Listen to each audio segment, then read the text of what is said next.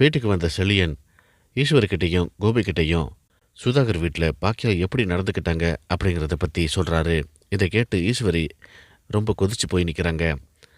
அவர் வீட்டுக்கு வந்தாலும் எங்கேயும் அவரை அசிங்கப்படுத்துகிறா, வெளியே பார்த்தாலும் அவரை அசிங்கப்படுத்துகிறா. இது எல்லாமே இனியாவை பாதிக்கும் அப்படிங்கிறது இவளுக்கு புரிய மாட்டேங்குதே அப்படின்னு சொல்லி பேசிகிட்டு இருக்காங்க. அந்த நேரம் பாக்கியா அங்கே வராங்க. என்ன பாக்கியா, உன்னுடைய பிளான் தான் என்ன அப்படின்ட்டு ஈஸ்வரி கேட்குறாங்க. என்னோடய பிளான் என்ன அப்படின்னு கேட்டிங்கன்னா, நாளைக்கு காலையில் நல்லபடியாக அந்த ரெஸ்டாரண்ட்டை ஓப்பன் பண்ணணும். அதான் என்னுடைய பிளான். அதை தவிர என்கிட்ட வேறு எந்த பிளானுமே கிடையாது அப்படின்னு சொல்லிட்டு பாக்கியா சொல்கிறாங்க. நான் அதை கேட்கல. நீ ரெஸ்டாரண்ட் அப்படின்ட்டு 24 ஹவர்ஸும் சொல்லிகிட்டு இருக்கிறத கேட்கும்போது எனக்கு பிபி தான் அதிகமாகுது. அதை விடு, நான் அதை பற்றி பேசவே இல்லை.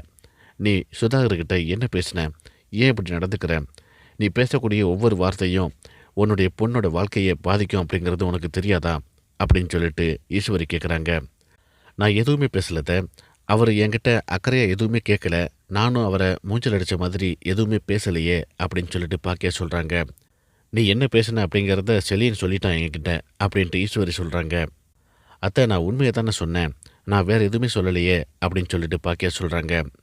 இங்கே பாரு பாக்கியா, உன்னோட பாயிண்ட் ஆஃப் வியூவில் நீ சொல்கிறது வேணா சரியாக இருக்கலாம், நியாயமாக இருக்கலாம், நான் இல்லைன்னு சொல்லலை. ஆனால் அவர் வீட்டிலே போயிட்டு இதை பற்றி பேசணுமா, இதெல்லாம் நமக்கு தேவையா அப்படின்னு சொல்லிட்டு கோபி கேட்குறாரு. உன்னோட பொண்ணு இனியாவோட வாழ்க்கை மேலே உனக்கு அக்கறையே கிடையாது அப்படின்னு சொல்லிட்டு ஈஸ்வரி சொல்கிறாங்க. உங்களுக்கு அக்கறை இருக்கா இல்லையா அப்படின்ட்டு பாக்கியா கேட்குறாங்க.